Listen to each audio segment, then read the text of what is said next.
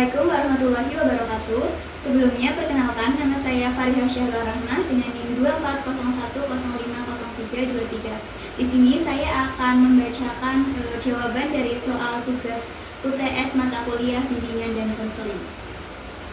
Yang pertama ada mengapa bimbingan dan konseling diperlukan di sekolah, kemudian pengertian, persamaan, dan perbedaan bimbingan dan konseling. Yang pertama, mengapa bimbingan dan konseling diperlukan di sekolah? Bimbingan dan konseling atau BK itu sangat diperlukan di sekolah karena setiap siswa itu memiliki perbedaan dalam potensi, kepribadian, dan masalah yang dihadapi. Sekolah tidak hanya bertugas mengajarkan pelajaran akademik, tetapi juga membentuk karakter dan kepribadian siswa. Melalui layanan BK ini, siswa dapat memahami dan mengembangkan potensi dirinya, mengatasi berbagai masalah pribadi, sosial, belajar, maupun karir, serta mampu menyesuaikan diri dengan lingkungan sekolah. Selain itu, BK juga membantu siswa membuat keputusan yang tepat dan mencegah munculnya perilaku negatif seperti malas belajar ataupun kenakalan-kenakalan sosial. Kemudian ada pengertian bimbingan dan konseling. Bimbingan sendiri itu merupakan proses pemberian bantuan kepada siswa agar mereka dapat mengenal diri, memahami potensi, serta mengembangkan kemampuan secara mandiri dan juga optimal. Sedangkan konseling itu sendiri merupakan proses tatap muka antara konselor dan siswa atau konseling yang bertujuan untuk membantu siswa memahami dirinya sendiri, menyelesaikan masalah, dan membuat keputusan yang tepat dalam hidupnya. Kemudian ada persamaan dan perbedaan bimbingan dan konseling. Bimbingan dan konseling itu memiliki beberapa kesamaan. Yang pertama yaitu sama-sama bertujuan untuk membantu siswa berkembang secara optimal dan juga mandiri. Keduanya didasarkan pada kepercayaan, keterbukaan, dan empati antara guru BK dan juga dengan siswa. Namun perbedaannya terletak pada sifat dan juga tujuannya. Bimbingan itu bersifat umum, pencegahan, dan pengembangan diri, sedangkan konseling sendiri itu bersifat khusus dan berfokus pada pemecahan masalah. Bimbingan dapat dilakukan secara kelompok ataupun klasikal, sementara konseling itu dilakukan secara tatap muka atau secara individual.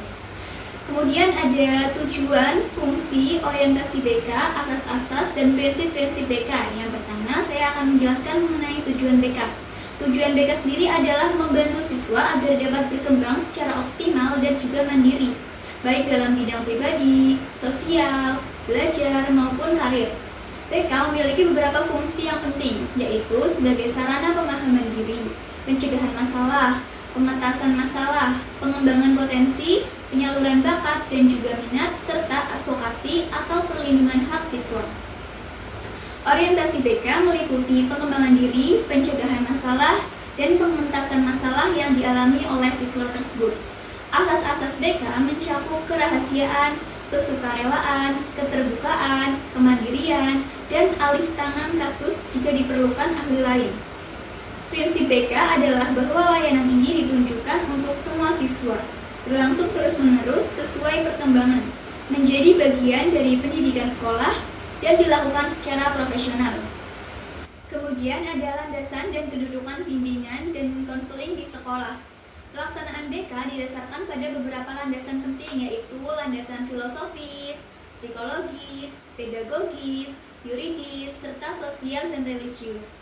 Landasan filosofis sendiri itu menekankan bahwa setiap siswa memiliki potensi untuk berkembang. Landasan psikologis berkaitan dengan pemahaman, kepribadian, dan perilaku manusia. Landasan pedagogis itu menunjukkan bahwa BK merupakan bagian dari proses pendidikan. Landasan yuridis mengacu pada peraturan seperti Permendikbud nomor 111 tahun 2014, dan landasan sosial religius menekankan pentingnya nilai sosial dan juga agama.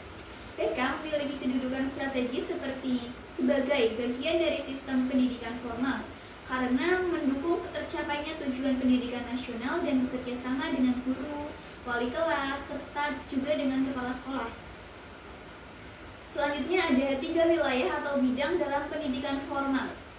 Dalam penyelenggaraan pendidikan formal, terdapat 3 bidang utama yang saling berkaitan.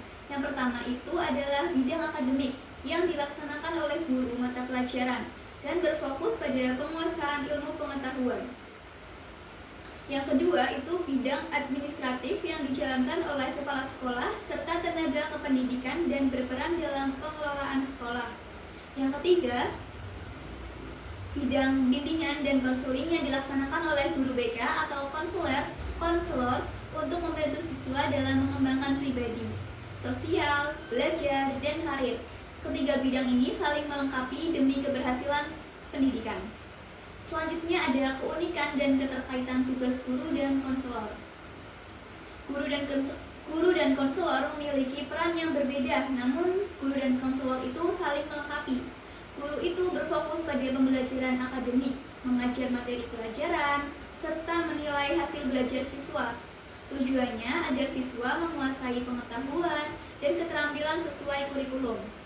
Sementara itu, konselor sendiri berfokus pada pengembangan pribadi, sosial, belajar, dan juga karir siswa tersebut. Konselor membantu siswa memahami dan mengatasi masalah serta membimbing mereka agar mandiri dan mampu untuk mengambil keputusan. Meski berbeda peran, keduanya bekerja sama dalam membantu siswa. Guru dapat melaporkan siswa yang mengalami kesulitan kepada konselor, sedangkan konselor sendiri memberikan masukan kepada guru agar pembelajaran sesuai dengan kebutuhan siswa. Selanjutnya ada karakteristik pribadi dan kompetensi profesional yang perlu dimiliki pendidik abad 21 dalam memberikan layanan bimbingan dan kemampuan komunikasi empati guru BK. Guru BK sebagai pendidik abad ke-21 itu perlu memiliki karakter pribadi yang baik seperti empati tinggi, kesabaran, kebijaksanaan, keterbukaan, keramahan, tanggung jawab, serta berpikir positif. Dalam hal kompetensi profesional, guru BK harus menguasai teori dan teknik konseling, mampu menggunakan teknologi digital seperti e-counseling, serta dapat menilai dan memahami kebutuhan siswa. Guru BK juga perlu bekerja sama dengan guru lain, orang tua, dan pihak sekolah. Selain itu, kemampuan komunikasi empatik sangat penting, yaitu kemampuan mendengarkan dengan penuh perhatian, memahami perasaan siswa, serta menghakimi, berbicara dengan bahasa yang lembut, serta menunjukkan perhatian melalui ekspresi wajah dan sikap tubuh. Baik, sekian dari saya. Mohon maaf jika ada kesalahan. Terima kasih. Wassalamualaikum warahmatullahi wabarakatuh.